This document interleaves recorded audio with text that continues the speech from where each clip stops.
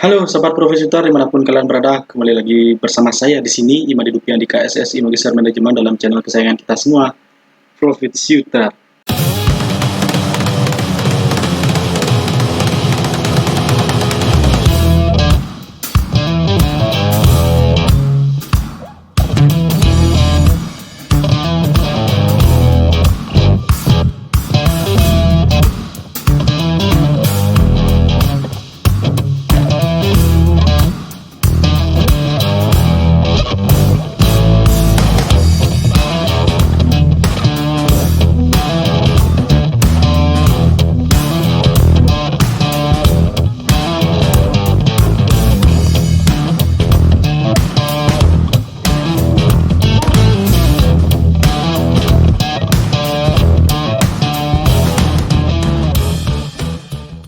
Nah, jadi dalam video kali ini saya akan membahas lanjutan seputar perusahaan yang bergerak di bidang consumer goods, ya, lebih tepatnya fast moving consumer goods. Nah, perusahaan ini merupakan perusahaan besar, ya, dia masuk dalam top, ya, top index, ya, jadi penggerak dari IHSG.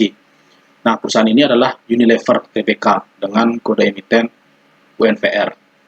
Nah, jadi sebelumnya di video yang sudah pernah diupload, saya sudah pernah membahas tentang UNVR seputar analisa singkat, ya, analisa saham singkatnya berdasarkan siapa pemilik, siapa pengelola, dan bisnisnya seperti apa. Nah, sekarang kita akan membahas lanjutannya karena saya ingin membahas ingin memasukkan unsur risiko.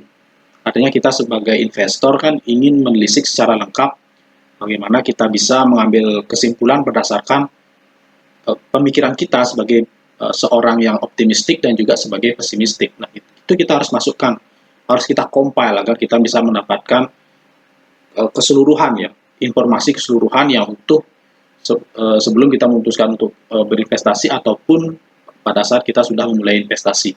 Oke, sebelumnya jangan lupa like, komen, dan subscribe apabila kalian nanti mendapatkan manfaat dan juga insight-insight baru dari video yang sudah saya buat. Dan jangan lupa share sebanyak-banyaknya video ini kepada teman, kerabat, dan juga saudara yang membutuhkan edukasi, video-video edukasi seputar investasi dan juga trading. Oke, stay tune terus.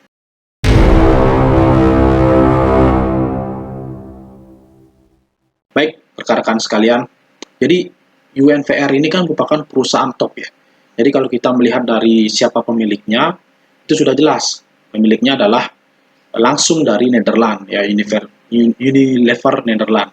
Nah, artinya ini merupakan perusahaan multinasional yang sudah berpengalaman bertahun-tahun, tidak hanya di Indonesia, tidak hanya di Belanda, tapi di 190 negara, dan memiliki produknya, ya, sudah dipakai lebih dari 2,5 miliar orang di 190 negara tadi. Nah, ini kan merupakan perusahaan yang besar. Oke, jadi kalau kita melihat dari 5 pilar bisnis dari Unilever ini, ya, kita akan bahas satu persatu dulu. Nah, jadi yang pertama itu kan dia memperkuat dan mengaktifasi potensi penuh dari brand utama dan juga produk unggulan melalui inovasi yang terdepan untuk mendorong konsumen, ya, konsumsi dari konsumen. Nah, di sini artinya memperkuat itu, ya. Jadi bisnisnya dari si Unilever ini kan adalah tentang distribusi dan juga branding, ya.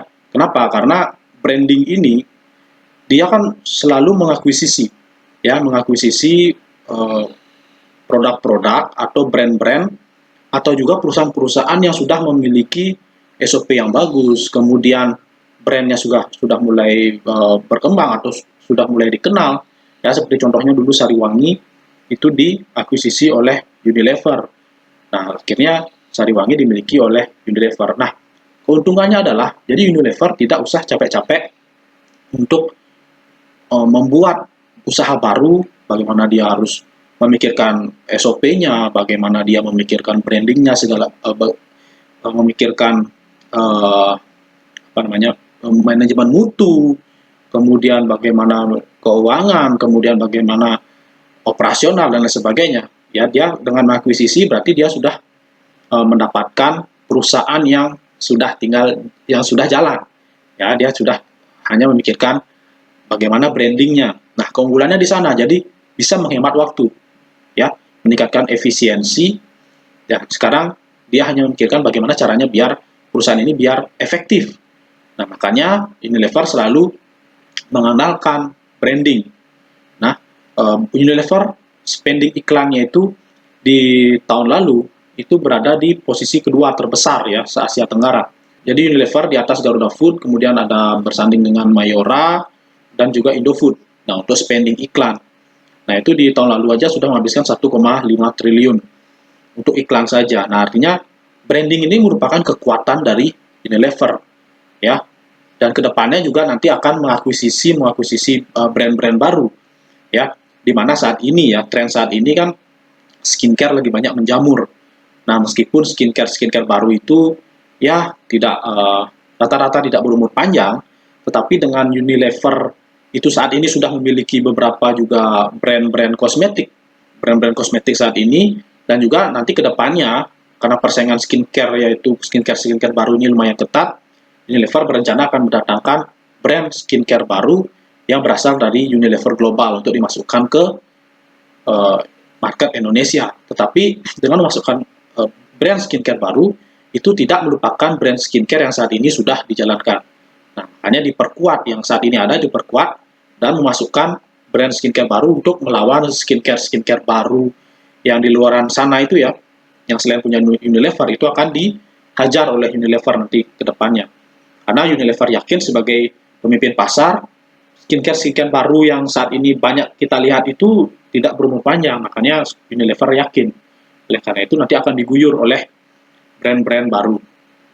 Nah, kemudian yang kedua, pilar bisnis yang kedua yaitu adalah diversifikasi portofolio ke value dan premium segmen. Nah, itu dikarenakan saat ini tidak hanya kalangan menengah ke bawah saja yang menggunakan produk dari Unilever. Ya, produk dari Unilever seperti Royco, kemudian ada Bango, kemudian ada Buah Vita. Ya, itu digunakan oleh kalangan menengah ke atas juga. Nah, oleh karena itu saat ini juga Unilever akan memasukkan produk baru atau mengakuisisi brand-brand baru yang segmen produknya itu ke menengah ke atas. Nah, ini menarik. Ya, karena dengan menengah ke atas berarti dia bisa mendapatkan margin yang lebih banyak lagi. Ya, jika menggunakan penetrasinya ke menengah ke bawah, itu kan saat ini Unilever kan menggunakan strategi berbagai macam produk ya. Artinya satu produk itu dibagi menjadi berbagai harga. Mulai dari 1.000 ya, seperti kalau kita misalkan lihat sampul seperti Lifebuoy, ada yang 1.000-an, kemudian ada yang 2.000, 3.000 dan 5.000. Nah, itu untuk mendapatkan penetrasi ya, mendapatkan konsumsi dari kalangan konsumen menengah ke bawah. Tapi nanti kalau misalkan menengah ke atas, ya mungkin beda lagi ceritanya, marginnya pasti akan lebih banyak.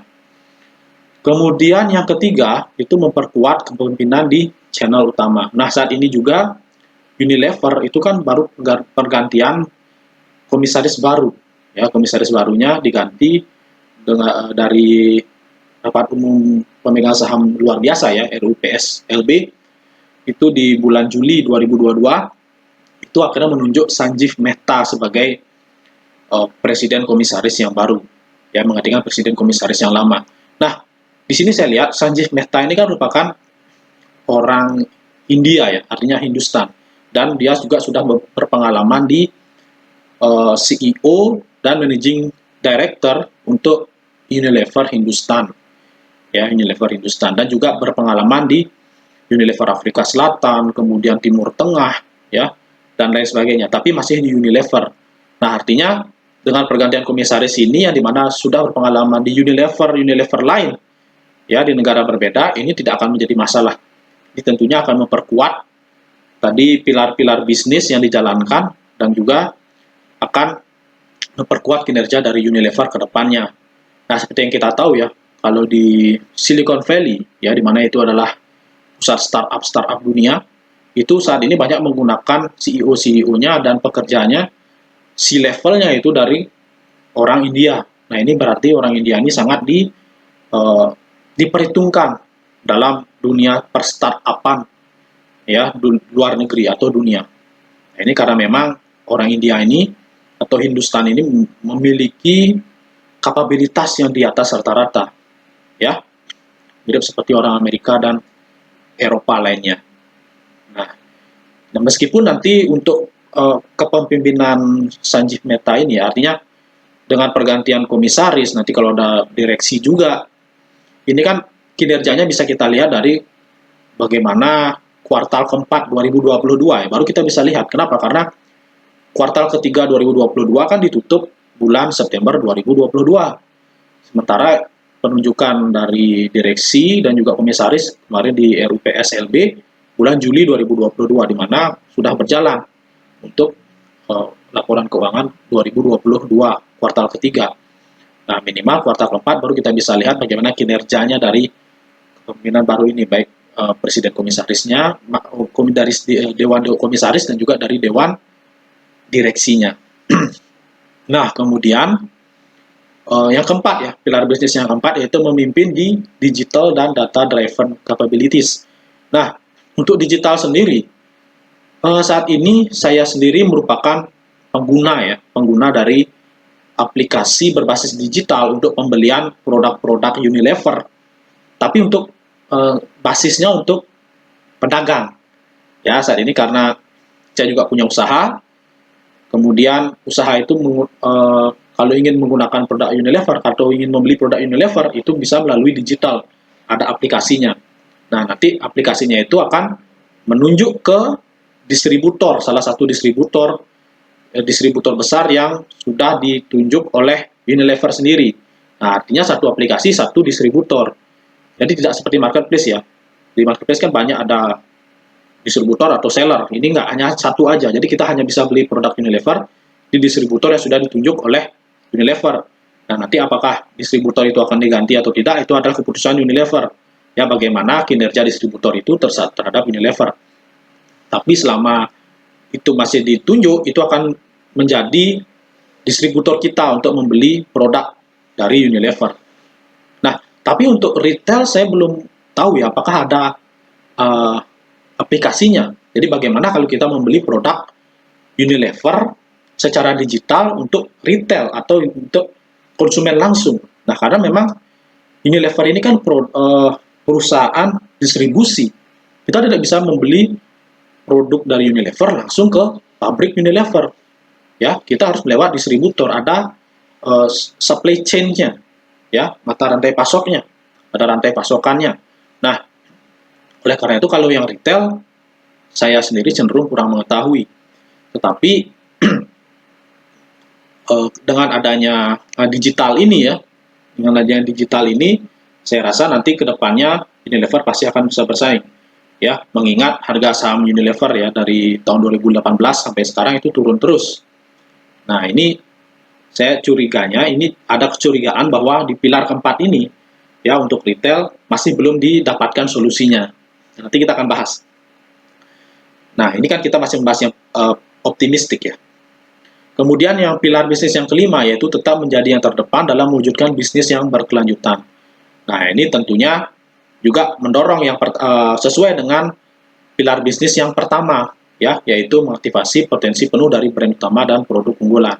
Nah, Unilever sendiri saat ini kan bermainnya di iklan ya, di branding melalui iklan. Nah, iklan-iklan dari produk utama atau produk yang sudah ada itu selalu mereka revisi, kemudian apabila kinerjanya jelek mereka akan ganti materinya dengan iklan baru ya, agar bisa menjadi yang terdepan, agar bisa selalu menjadi top of mind dari masyarakat, dari konsumen, agar selalu menggunakan produk Unilever. Oke, tadi kita sudah bahas dari sisi kita sebagai optimistik.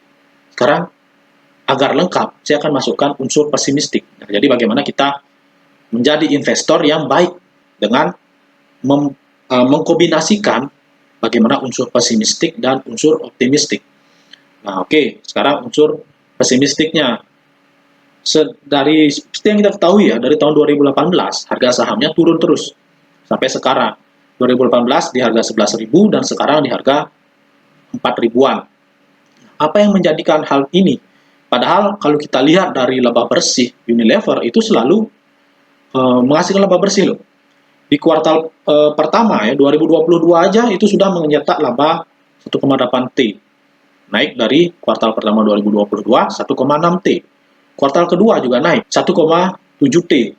Ya, berbanding dari kuartal kedua 2022 sebesar 1,3 T. Nah, secara one half juga naik 3,5 T di one half 2022 atau semester pertama 2022 dibandingkan dengan semester pertama 2021 sebesar 2,9 T. Ini kalau dari laba bersih dia selalu mencetak untung, tapi kenapa harga sahamnya selalu turun? Dan yang kedua, ini selalu membagikan dividen loh, Unilever, ya, dari setiap tahun pasti akan selalu membagikan Unilever karena selalu untung kan. Jadi ada laba bersih yang diatribusikan kepada pemilik atau investor. Tapi kenapa harganya selalu turun? Nah, di sini yang saya cermati adalah mungkin pilar bisnis yang keempat, ya. Pilar bisnis yang keempat di mana digital dan data driven capabilities yang belum ada solusinya. Tadi yang seperti saya sudah bahas, itu kalau dari segi pedagang ya kecil atau pedagang retail, nah itu sudah ada aplikasinya. Kita sudah bisa membeli produk-produk Unilever yang langsung kepada distributor besar yang ditunjuk oleh Unilever. Tapi kalau retail bagaimana? Kemungkinan retail juga nanti ke depannya itu akan bekerja sama dengan marketplace. Ya, Unilever akan menunjuk marketplace besar, ada Tokopedia, ada Blibli, kemudian ada Shopee dan lain sebagainya untuk menjadi pusatnya retail, agar retail bisa membeli secara online produk-produk Unilever. Retail itu konsumen langsung ya. Nah, atau mungkin nanti juga akan bekerjasama dengan startup baru ya untuk menyalurkan produk Unilever secara online kepada retail atau konsumen langsung, end user. Nah, mungkin seperti Sayur Box, Tani Hub, dan lain sebagainya.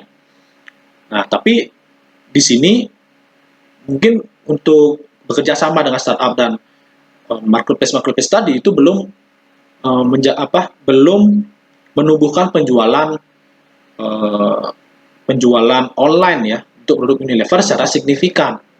Nah, jadi mungkin ini belum menjadi solusi yang powerful, belum menjadi solusi yang maksimal, dan mungkin akan dikerjakan oleh Unilever dalam beberapa tahun mendatang agar bisa menjadikan pembelian online dari retail langsung atau konsumen langsung, end user, itu bisa menjadi lebih cepat lagi pergerakannya, perkembangan lebih ganas lagi agar bisa menyumbang pendapatan Unilever dengan lebih tinggi lagi persentasenya. Dan yang kedua yang mengancam di sini adalah inflasi tentunya. Ya, dengan adanya inflasi, apalagi sekarang ada isu BBM naik, kemudian juga adanya capital outflow ya. Capital outflow dengan adanya harga BBM naik, otomatis inflasi akan meningkat. Kemudian inflasi meningkat akan mendorong capital outflow, maaf. Apalagi dibarengi dengan suku bunga The Fed ya, yang selalu naik suku bunganya.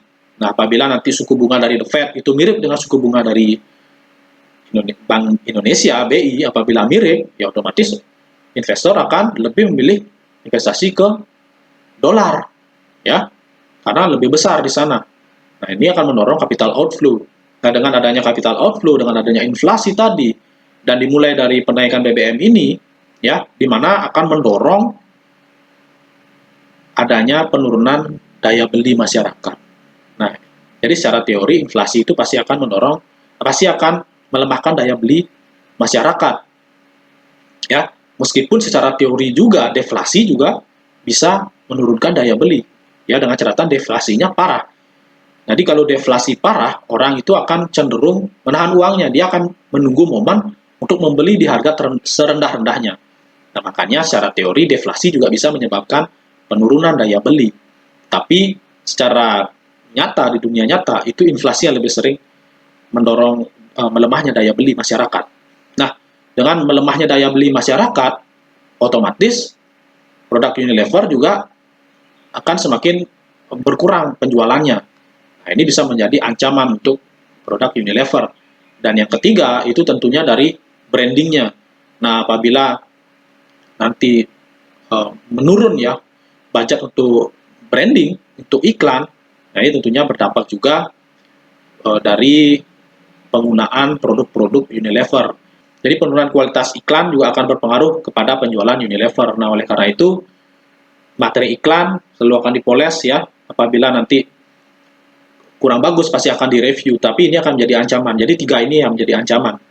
Ya, tentunya digitalisasinya, yang belum ada solusi yang konkret, kemudian inflasi dan juga daya beli. Nah, daya beli masyarakat ini. Tapi inflasi dan daya beli ini berpengaruh ya. Nah, jadi demikian ya dulu penjelasan saya untuk Unilever. Jadi optimis dan pesimisnya itu kita harus tahu agar bisa mendapatkan keseluruhan utuh, agar bisa menjadi penentu keputusan kita dalam kita berinvestasi, baik bagi kita yang baru akan mulai investasi atau yang sudah mulai investasi. Ya, mengingat harga Unilever saat ini turun terus dari 2018 sampai 2022. 2022 dari 11.000 ke 4.000. Ya, semoga video ini membantu teman-teman untuk mendapatkan wawasan. Sekali lagi, video ini merupakan bukan ajakan untuk menjual ataupun membeli sebuah saham. Ya, ini merupakan murni analisa dan murni edukasi. Karena memang tujuan saya membuat video ini adalah untuk edukasi. Jadi disclaimer on ya. Oke, sampai di sini dulu teman-teman, silakan nyalakan lonceng dan belnya agar menjadi yang pertama untuk mendapatkan update-update terbaru dan juga video-video menarik seputar edukasi, investasi dan juga trading di dunia saham. Oke, saya Madi Dupi Andika, SSI Magister Manajemen, mohon undur diri. See you in the next video. Bye-bye.